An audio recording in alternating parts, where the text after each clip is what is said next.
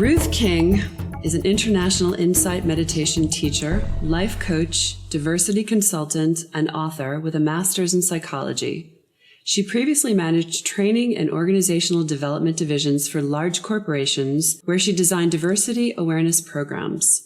Ruth is referred to as the teacher of teachers and the consultant of consultants, who teaches the Mindful of Race training program, which blends mindfulness meditation principles with an exploration of our racial conditioning, its impact, and our potential. Her latest book, Mindful of Race, Transforming Racism from the Inside Out, has been referred to as healing medicine for the suffering of racism.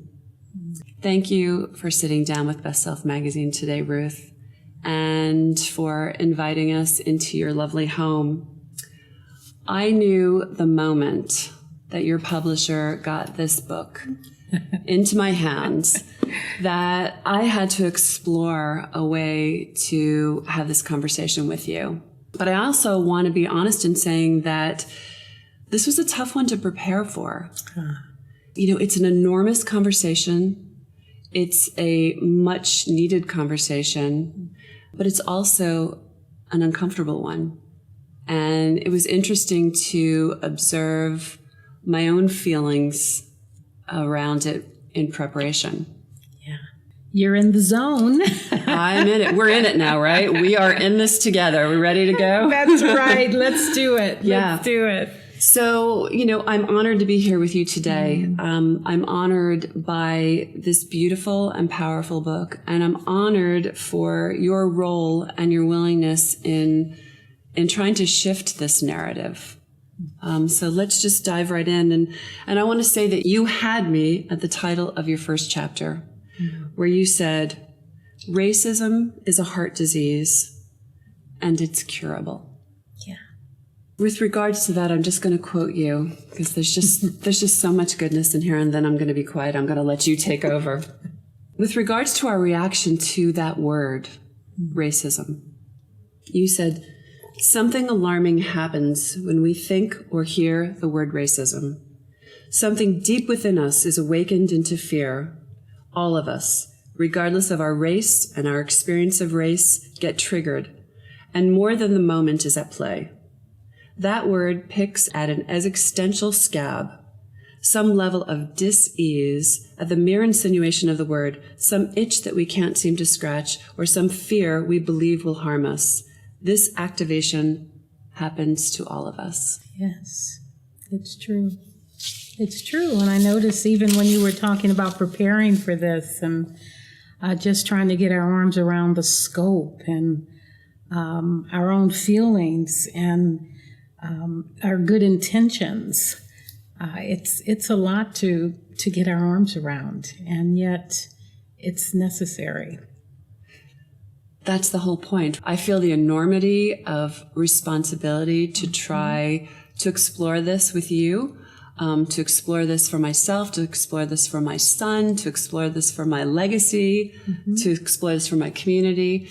And yet I'm tenuous. You know, I'm a little bit afraid, or I don't want to say that, or I don't want to touch here, or, you know, it just activates a lot of different things. So it's really interesting. Yeah.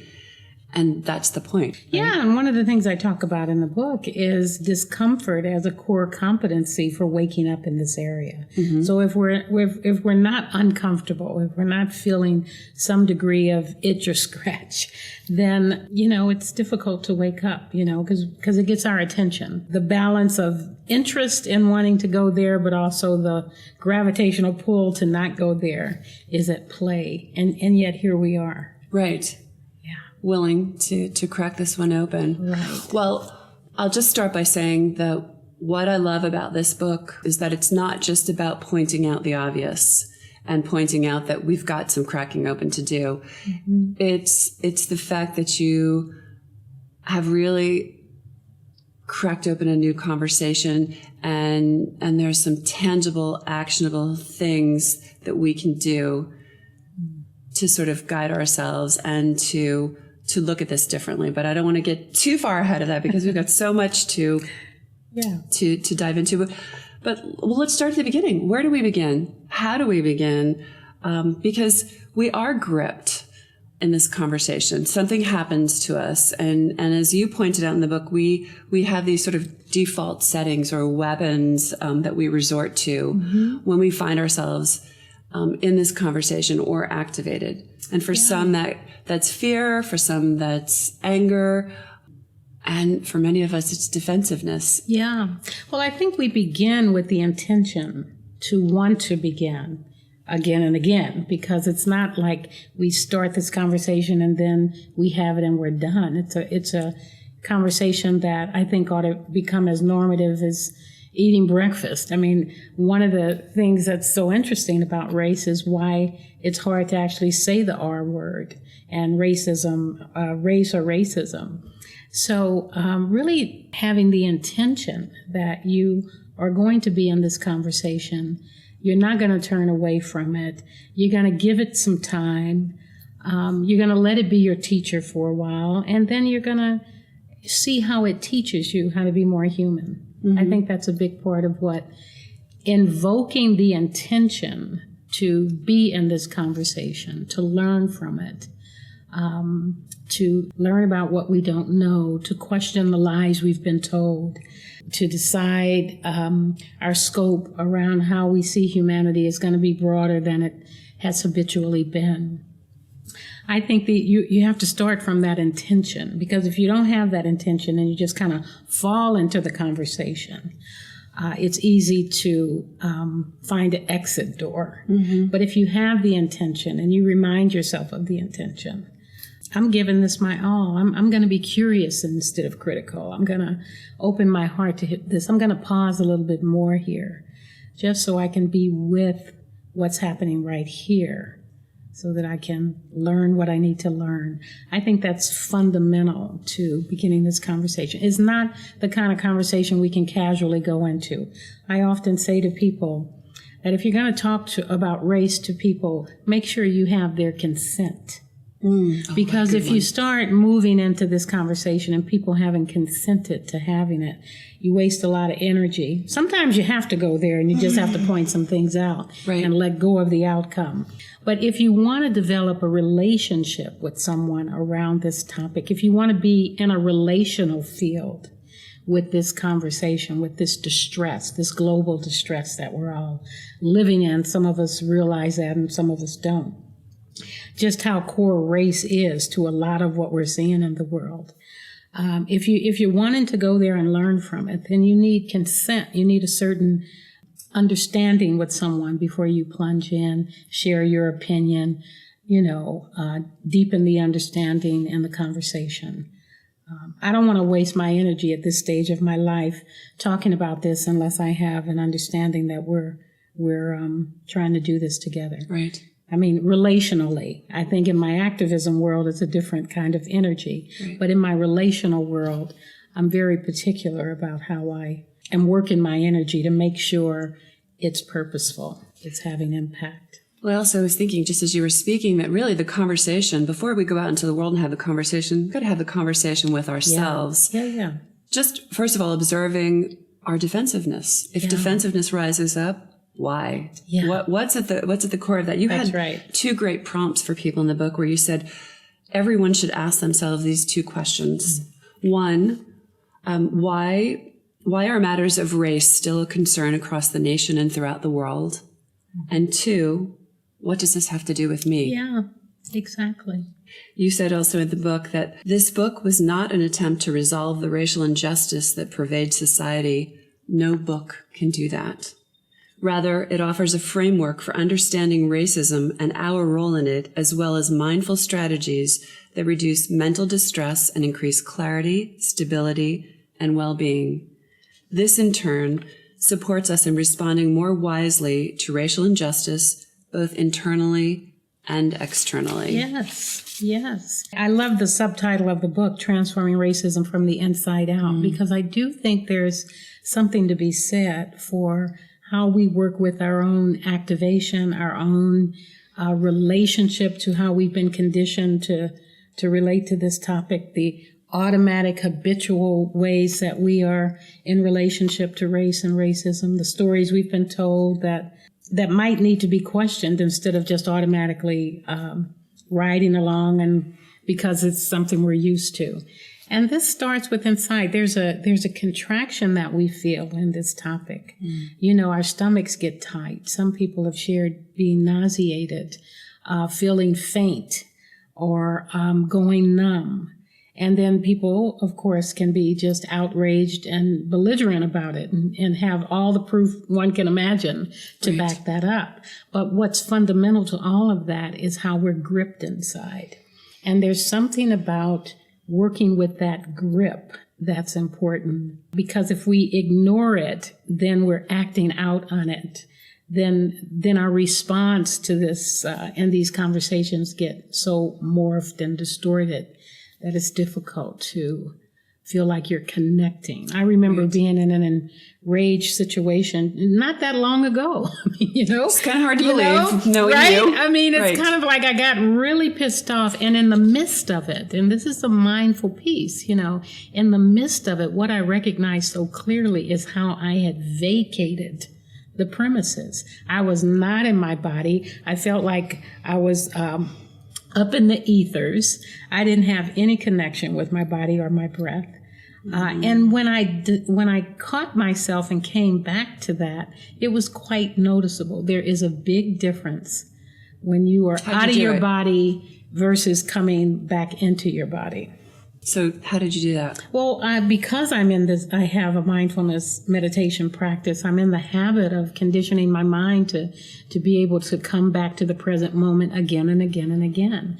So it was catching myself, not blaming myself for the fact that I was righteously in a rage, but catching myself and noticing the impact it was having on me. I was really hurting inside, and what I noticed was that I left because I was feeling so horrible. Right. And these are things we can become more acquainted with and attend to. We need to care for that contraction, that suffering that we're in those moments. When we leave our domain, we leave our power base, we become ungrounded, and then our good intention gets diffused and not have the potency it needs to actually make a difference and make your point and get your point heard. So that's a real important thing to attend to. And really, that's a life skill to just kind of help us get through this human experience, you know, no matter what the subject, really, because, I mean, I was actually visualizing that, you know, that scared little girl in you runs out of the room and is going to hide under the bed and then have a temper tantrum. And, you know, but you've got to say, come back. It's okay. Yeah. We're you know, your feelings are validated, but we can handle this. We can. You know what's interesting in moments like that, when and I've noticed this in myself and with the number of people that I've worked with, is that when you fly off like that, there's a need happening. There's a need. You're wanting a need to be taken care of in that moment, but you're expecting it to come externally, and it's just so unlikely that who you're pissed off at is going to actually come back around and take care of it. It's just unlikely. Why not, right? Right. So there's a certain delusion in the thinking. If you're expecting the care to come from the very person you're in attack mode with. So it's important that you care for yourself in those moments and not get so far removed from yourself that you forget that you're suffering. I often tell people it's kind of like if you see a hit and run driver who's hit the child and then kept going, what are you going to do? Run after the car or go take care of the child? And I think we need to remember to take care of the child, the part of us that's hurting and needing and suffering. That is a really, really powerful metaphor. Yeah. It's going to stick with me. Yeah. Speaking of metaphors, you take this ugly R word, racism, and you give it a beautiful metaphor in the book as you divide the chapters of the book into 3 parts, into 3 sections, using the heart. And part 1 is diagnosis, part 2 is heart surgery, and part 3 is recovery. Yeah. And you have this gorgeous line from diagnosis, part 1, where you say, when you're referring to the exploration of diagnosing what is going on. The following chapters are offered to help us understand the habits of mind that got us here and how we can get the blood circulating again through the heart of humanity. Yeah. It's so important that in working with this, with racism as a heart disease, that we take the time to have a clear diagnosis of the problem, so that we're not quickly trying to fix something before we really understand the conditioning, what's kind of given rise to it. So it's really important in part one of the book to understand how we got here. So there's a lot offered there that supports us in really seeing how the patterns of harm has been passed along from generations. It's not something to feel ashamed about. It's something to befriend so that it's not acting out in other ways. You know, when we're unconscious about something, it just repeats itself. Right. And so much has to be become more conscious when we're working with race and racial conditioning for us to kind of transcend or transform the habits of harm that we're in. We have to do something fundamentally different than what we've been doing. And that requires that we slow down and look at how we got here. And the truth will set us free. But it'll first piss you off. Oh, well, yeah, of course. And maybe piss off a few other people, too.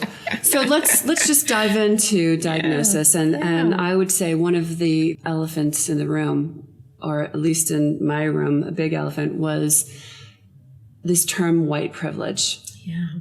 You even say in the book that the term white privilege often turns off white individuals and makes them angry. And it's not a term that I particularly liked, but I also realized it's a term that I didn't understand. Yeah. And I am so grateful for you for exploring that in such a compassionate way, because the whole point is that I wasn't fully grasping my white privilege. And that's the point. I had the privilege of not having to grasp that. Yeah. Privilege in and of itself is a dominant characteristic. So if we're looking at racial dynamics, we're all good individuals, right? And we're all part of racial group identities. Some of us know that and some of us don't. So for example, white people tend to see themselves as good individuals. People of color tend to see themselves as racial group identities. So when we start talking about race, we bring different understanding to the table. Part of being a dominant group racially in this country is that characteristic of dominance is that you don't see things. You just don't have to, because it's the norm. So it's not, you just don't have to look, because everything else in society centers around the standard, which is whiteness in our country. Some would call it white supremacy. Some would call it any number of things. But this kind of collective identity of whiteness is what's dominant in this culture. So, and it makes sense then that if you're a dominant race, that you wouldn't see privilege, because to see privilege is to look at a group identity. And many white people don't associate with being part of a group identity. They associate with being good individuals. Right? That is such a critical distinction. Because again, if we can just, diffuse the defensiveness for a second and pause and realize that we're coming at this conversation from two different perspectives, then perhaps we can hear each other differently. Yeah, I think that there would, because when white people come into the conversation and people of color get upset about something that they've said, if white people take that personally, then it's coming from a perspective of individually, I'm hurt. But if white people can see that oftentimes what people of color bring to the discussion is a group historic perspective, and often, it's kind of like the dynamic of oppression, dominance, and subordination in our country is real. So people of color come to the conversation with a real understanding of being subordinated by dominant white culture as a collective. But white individuals don't see that collective dynamic. They see themselves as just good people. And I'm here to listen, but it's without roots. And they might be good people. And they are good people. No, some of my best friends are good. But, they're the lack of rootedness, the amnesia of history, of legacy, of the history in this country. No association with that. I'm just a good individual. And that should be enough, and it's really not. But that distinction really helped drive the point home for me. Yeah. Because we're really coming at it from a different angle. There was a quote you had in the book about white privilege, and I think this might also help people understand a little bit more when we use that term. Whites have the privilege of choosing whether to challenge the status quo. Because of the unacknowledged benefits of not challenging the status quo, many whites choose silence, distance, and safety over the discomfort of change, intimacy, and more honesty. This is how privilege works. Yeah. And there's a collusive nature in privilege. There's characteristics of privilege that gets played out collectively. And I talk about it as blindness, sameness, and silence. And how these dynamics, the silence that can happen when white people are in a group with each other and they something goes down or something's said, but nothing's acknowledged about what was said. And yet everybody's feeling it, but not speaking to it, is one of the ways that privilege stays in place, because what happens there is people are colluding with an unacknowledged racial group identity. It's there if you get outside of the box of it, but it's not acknowledged. It's still people in it still consider themselves good individuals. It's a very important dynamic to tune into and unpack a bit around where it's, because fundamental in those dynamics of collusion, blindness, sameness, silence, you're afraid. There's fear there. Right. Afraid of not knowing what to do. Afraid of not knowing what to do, and on some level, afraid of losing membership in a white, unclaimed racial group identity. Right. One thing also, there's the individual identity and the group identity, and then another thing that I really appreciated that you had laid out in the book were the common stereotypical narratives of, and for the purposes of this discussion, we'll say the narratives of white people and the narratives of people of color. And so I pulled out 3 of each. So let's go through the narratives, the common narratives that white people use, and let's unpack those first. Yeah. I don't see color. Aren't we all the same? Why are people of color so angry with me? I wasn't living at that time. I don't know how to have this conversation without feeling blamed, guilty, frustrated, or angry. Yes. These are common ways that, I've even heard people say, I'm just going to listen. I'm not going to say anything because I'll just get nailed again. This sense of, first of all, not understanding why this is such a big deal. And secondly, we could just all get in a room together and hash it out, but, there's so many episodes of anger. And I don't need to go somewhere and be beat up again. Who needs this? These are examples of privilege in a way to, again, the opting in, the opting out. This is a common way that we miss each other. The privilege of being able to retreat to a corner and just say, this is too messy. I don't really want to deal with this. That's right. Let's just go back to I don't see color. That's one way to piss off pretty instantly, I think. Any person of color. That's right. And let's just say that it's well intended. It is well intended. And one of the things I talk about in the book is the difference between intent and impact. And so it is good intention, but the impact can be, whitewashing, to say the least. Right. When you don't see color, it strikes me as not seeing me in the fullness of my experience.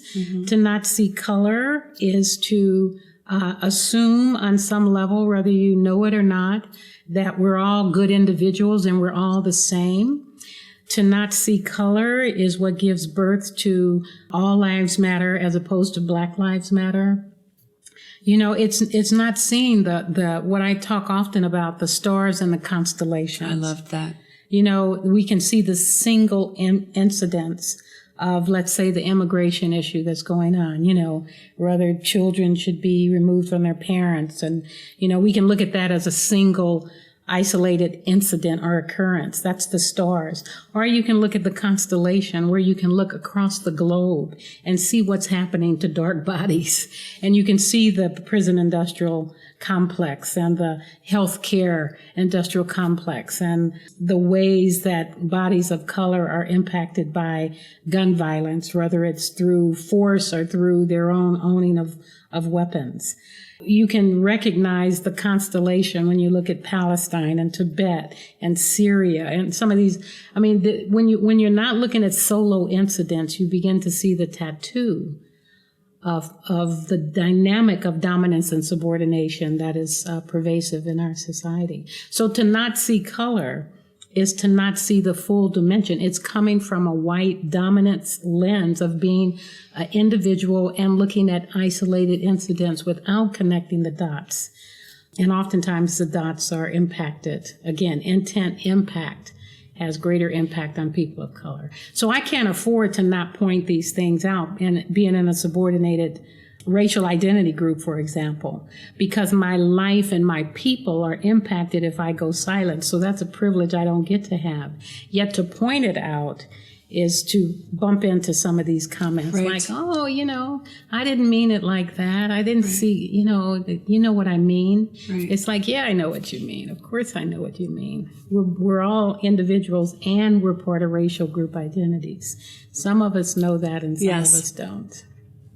Thank you for clarifying that, because that's I didn't want to bypass that one too quickly. Yeah. It's an important one.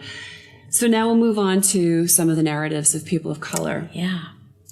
Right.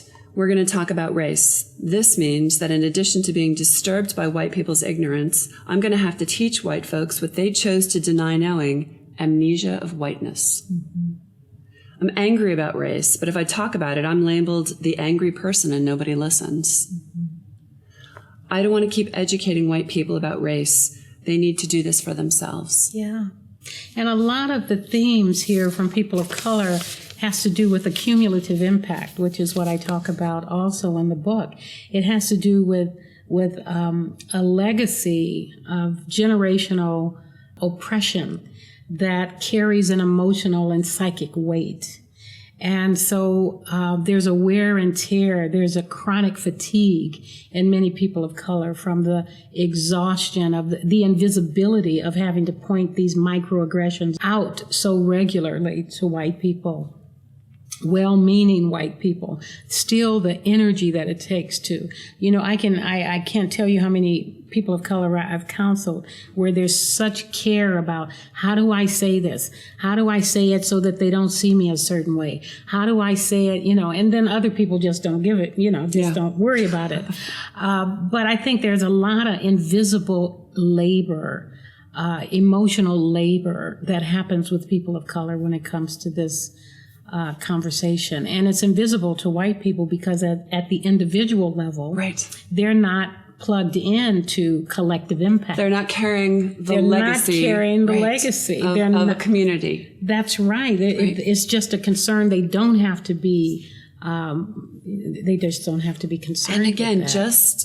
just that nuance of taking that in helps understand when observing someone's anger or someone's reaction to something, to understand where they're coming from. Right. And you touched on something else I want to go to. You also advise, while we're on this exploration, while we're going to have this conversation with ourselves, while we're going to look at this and unpack our own feelings around this, we need to bring an ancestor along. We do, yeah. Talk about that for a second. Well, what does that mean? I encourage people to, when they're setting their intention, to really look back on their immediate family and maybe beyond, to that ancestor who stands out around race.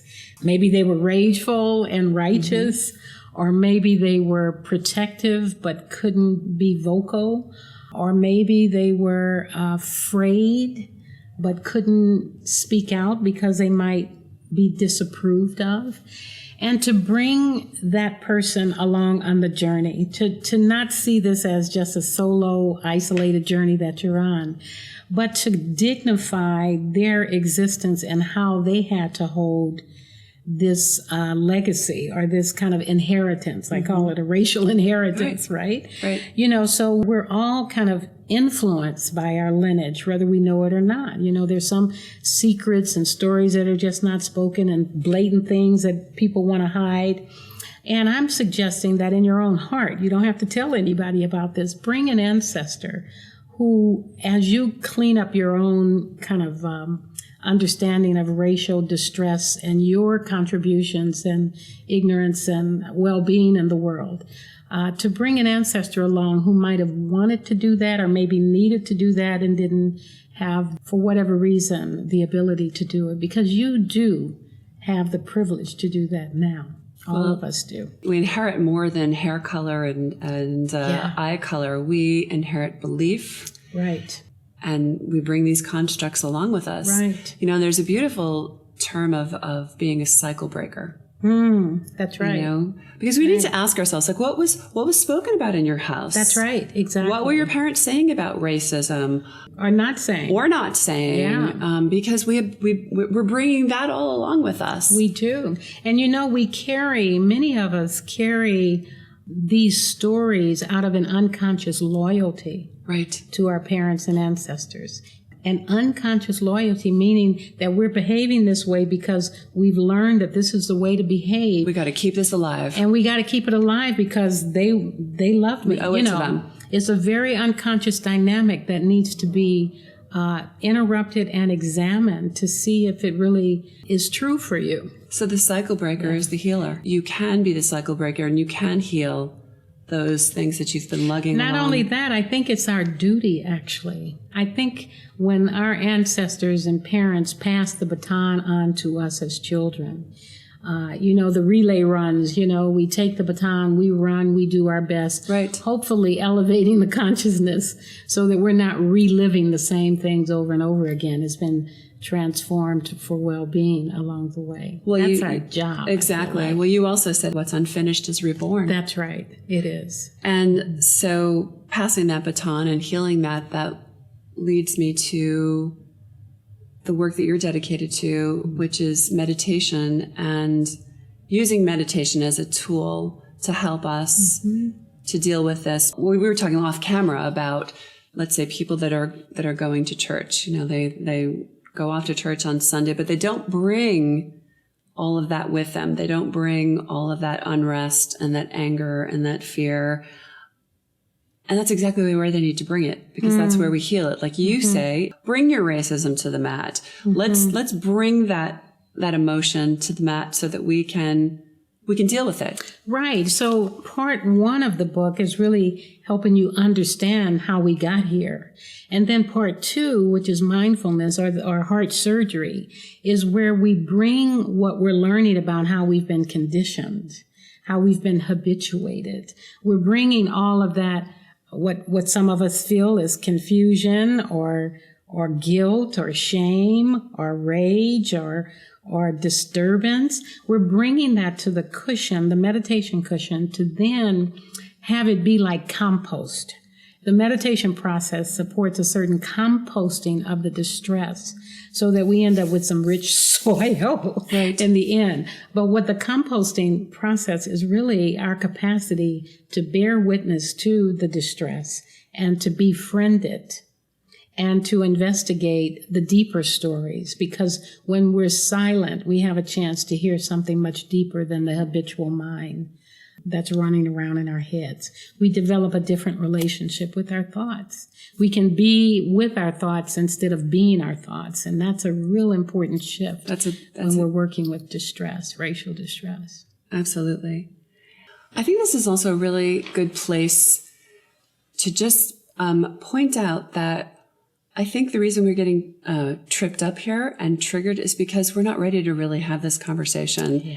If we're not first going to take that pause, do this self-exploration, explore our family lineage and our beliefs and to check in. And that's why we're coming at it. We're not realizing I've got an individual identity. I've got a group identity. Right. It's just loggerheads and it's just shutting the whole thing down. So this is what I love about your use of meditation as a tool. And you say in the book, the best tool I know to transform our relationship to racial suffering is mindfulness meditation.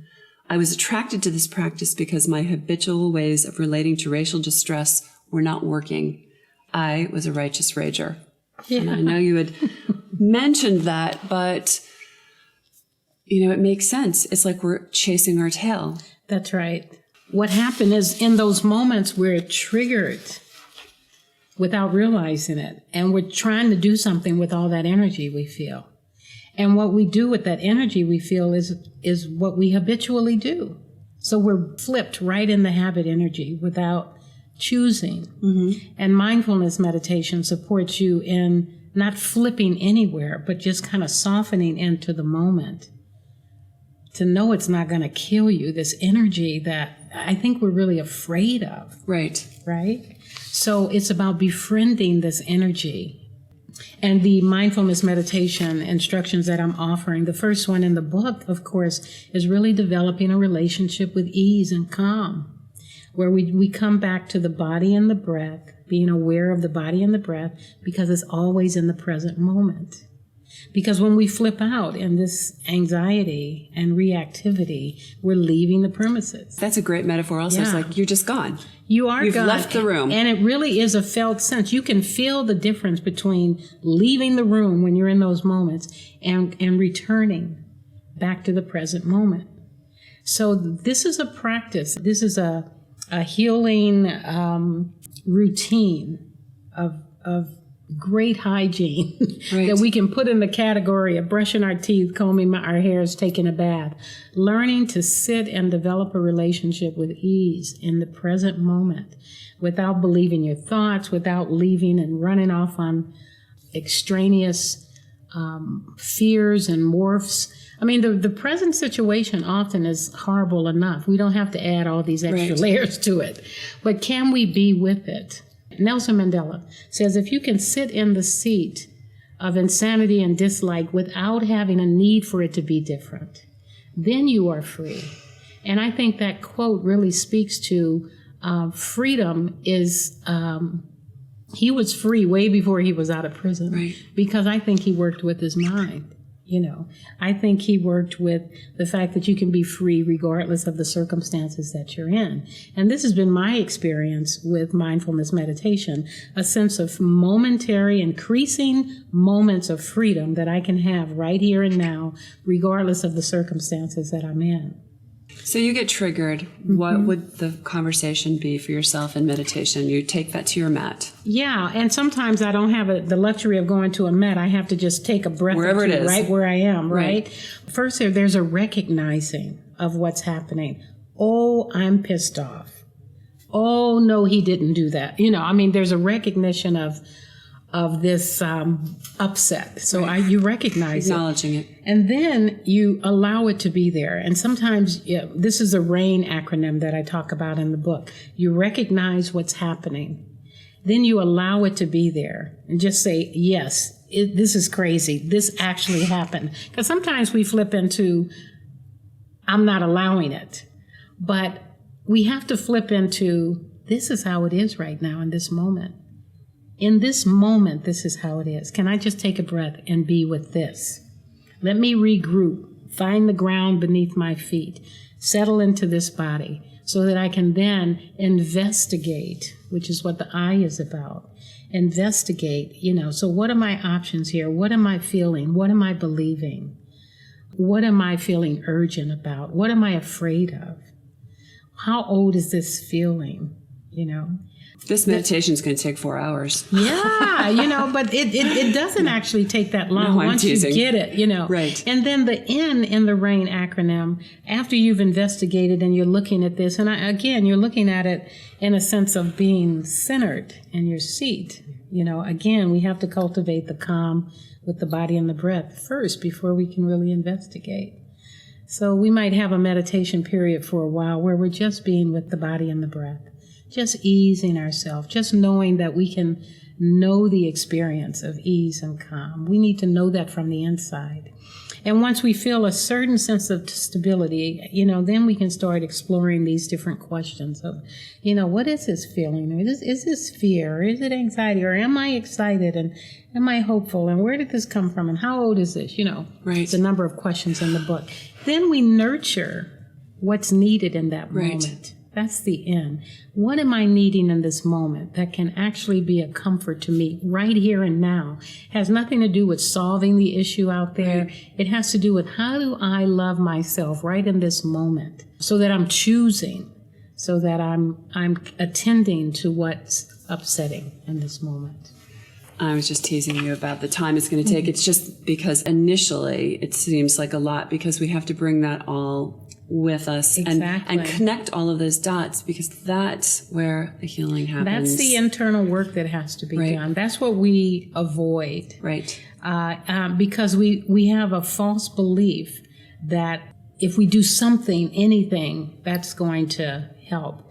And I'm more concerned about pouncing on activity before you understand the impact that it has, and to really take a little time to be more choiceful and to understand our impact and to be more discerning about how we use our energy and where we use it so that we're not burning out. And so we're being heard and we're connecting. And that the connection is happening, that you haven't fled the premises, left the domain. Right. Yeah. That pause, calms our entire nervous system. That's right. Suddenly we're open to hear. That's right. We're open to see. We're open to experience. And that again rolls right into, okay, if I can just sit for a moment and be quiet, I can observe you in a very different way. That's right. I can see where you're coming from. What identity, what racial group identity are you? And fundamentally, I think what we're learning is that we can pause, that we can interrupt our habitual, that we really can pause. We don't have to we can do it. We can learn how to do that. And it is about pushing through that pain a little bit because as opposed to either flying off the handle or completely retreating, there is something in the middle. And like you say, the gray area is messy. It's messy. But this is where we can solve the problems. We touched on the individual and racial group identities. But again, that's not just about whether you're a white person or you're a person of color. We have many identity groups. Yes, we do. Right? Yeah. You touch on that in the book, example of identities include religion, education, marital status, age, physical and mental abilities, talent, gender identity, sexual orientation, economic class, country of birth, race, and then how that plays into dominant and subordinate. That's right. That's right. So, so the dominant racial groups can readily identify with all of the other identities except race. It's not always, like family or religion or gender identity. But when it comes to race, it's a little harder to identify with. There's the intersectionality of all of these different racial identities are at play. Intersectionality is a term that was mostly referenced to marginalized people to talk about the complexity of all of our subordinated racial group identities. Like I'm a Black woman, lesbian, Buddhist. These are all in our context of subordinated identities. Right. So intersectionality would speak to the complexity of all those things together being then played out in the world. It's not just race, it's more complicated than that. And most of my identities are subordinated. But I think we can all relate to both subordinated or dominant groups, not so much racial groups. As a parent and as a grandmother, I'm in a dominant group, for example, right, in the world. So I think we can all step into experiences, as a writer, I could be maybe considered in a dominant group with people that haven't published, or, we can get a taste of what it's like to kind of be in that place. And then we're kind of challenged with how we work with our own power base. It's another important construct. You said dominant and subordinated group dynamics are deep in our psyche and are reflected in the world in which we live. This is our social conditioning cultivated over many generations, approved by some, glossed over by others, and gravely impacting most. Yeah, it's true. Yeah, this power dynamic is so important to see. And you can't see the power dynamic of dominance and subordination if you're just looking at it from an individual lens. Right. The only way to understand it is at group level. It's the constellation, not the isolated incidents. Right. It's funny. I said you were shifting the conversation, but I think you're actually giving people binoculars to take a look. That's true. To really do this observation, because there's another great quote. Racism occurs when dominant group culture, whether knowingly or unknowingly, both now and in the past, imposes its values and beliefs on other races as a social norm and standard. Racism is difficult to comprehend when we look from the individual identity lens. To understand racism is to examine not only the system, policies, and practices that ensure it, but also the forces that resist changing it. Yeah. At the individual level, we can all have biases. At the racial group identity level, we can all discriminate. But racism is part of the institutions. It's part of the policies, practices, social norms, the body in our culture that influences standards and what's in, who's out. That's where racism lives. I seldom use the word racist. I use racism to really point to the system, and I use biases. Not that individuals can't do racist acts, but I think that power happens in collective form, whether knowingly or unknowingly, consciously or not. So it's really important to really see how this plays out. We can look at the constellation of the two guys that went into Starbucks. That could be a solo incident of seeing that somebody called, the manager called the police. We can look at that as a solo incident. But when you add that incident to the 5 black women that were playing golf, to the black woman that's sleeping at Yale and took a nap and somebody called the police, there's just a whole series of incidents that we can start to see the constellation, the way that the groups are targeted unconsciously and seen as criminals or suspect or having to prove a sense of belonging. What is that compared to? That's compared to some kind of standard and some kind of permission that people have to call the police when they feel individually threatened without understanding the collective impact of calling the police, right, and the impulses that can happen in a situation like that where you could end up dead pretty much. This is one of the things that you suggest in the book that I think was a really powerful takeaway, and these are your racial affinity groups. Yes. And when I first read this term, again, it seemed counterintuitive. How is it going to help racism if I, as a white person, go and convene with a bunch of other white people? Mm-hmm.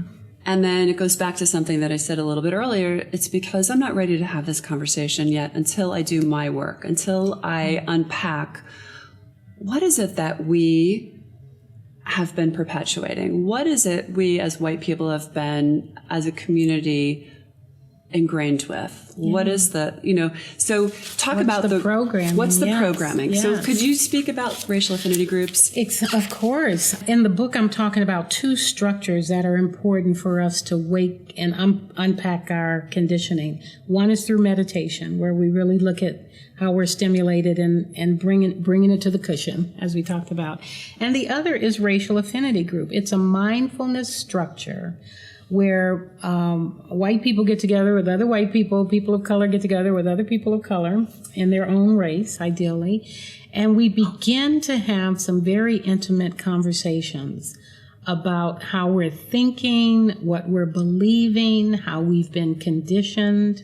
And the reason this is important is because I think because of the emotional labor in society where people of color are constantly educating white people on whiteness, that what a racial affinity group does is it does a number of things, but it especially supports white people in waking up to their own racial group identity and doing that work of understanding themselves as a collective and the collective impact that they have in the world and their membership in these different social realms. The white conversation has not been a conversation that we've heard much about. I've had so many white people say to me, when I get together with other white people, I don't know if we can have this conversation without people of color. I mean, I feel like they need to teach us. And it's like, well, no, you need to learn about whiteness.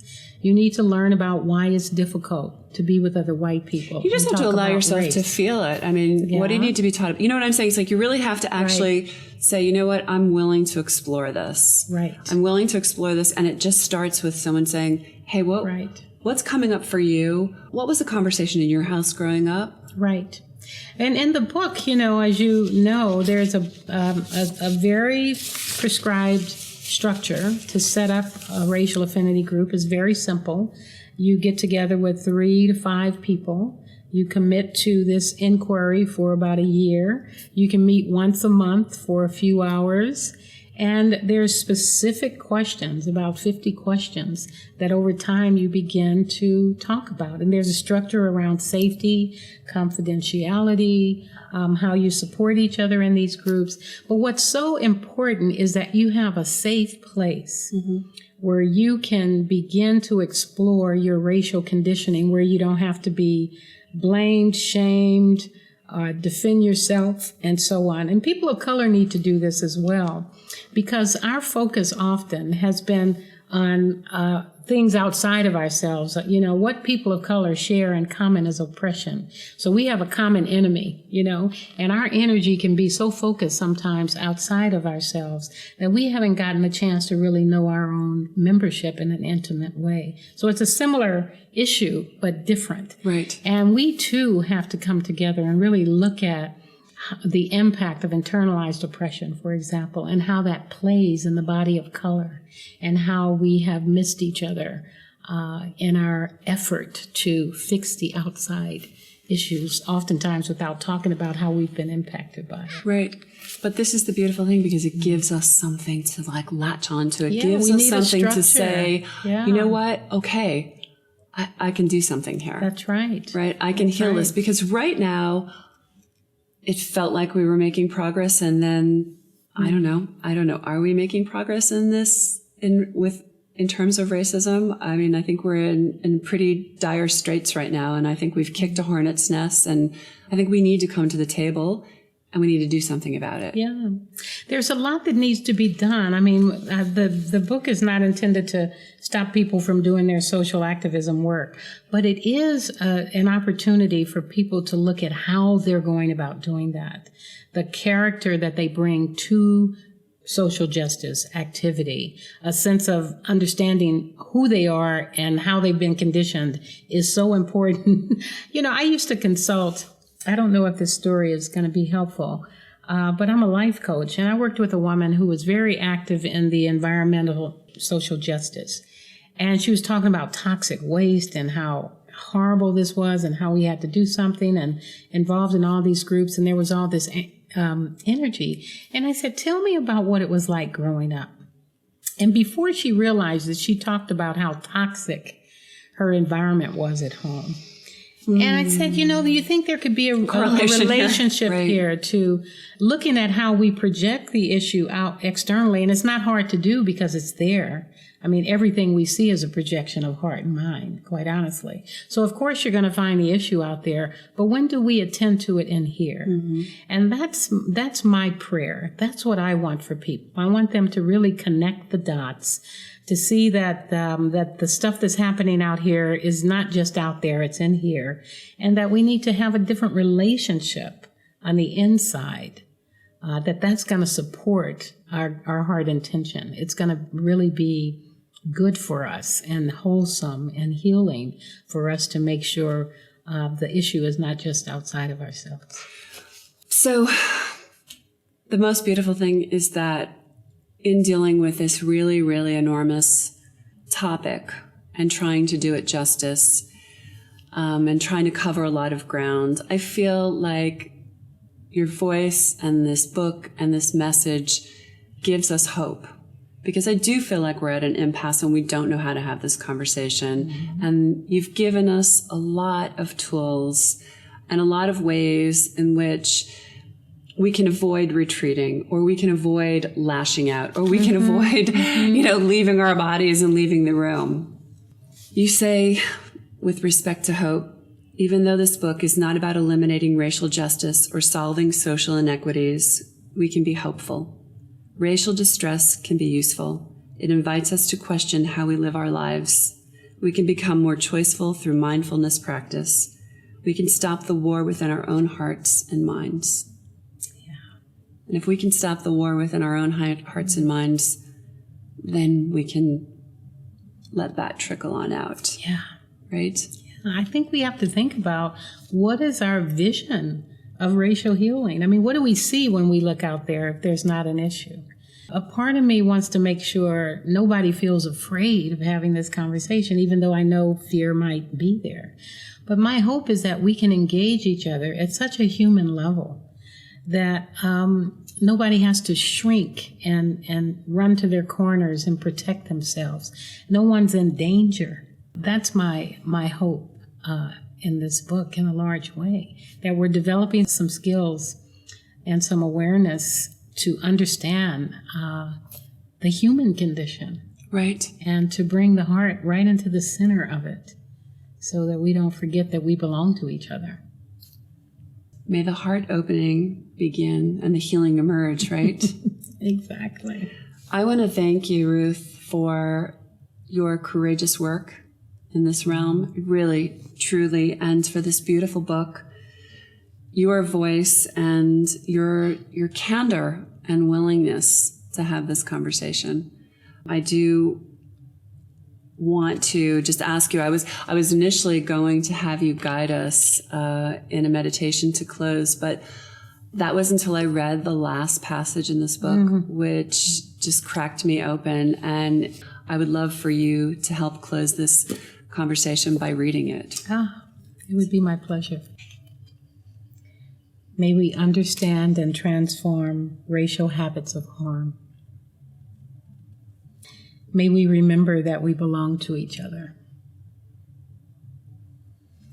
May we grow in our awareness that what we do can help or hinder racial well-being. May our thoughts and actions reflect the world we want to live in and leave behind. May we heal the seeds of separation inherited from our ancestors in gratitude for this life. May all beings, without exception, benefit from our growing awareness. May our thoughts and actions be ceremonies of well-being for all races.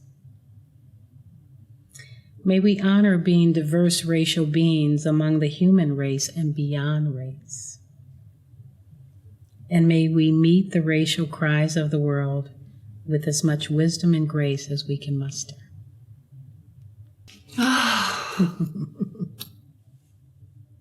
I've never cried in an interview yet, but there's a first for everything. Is there a first time?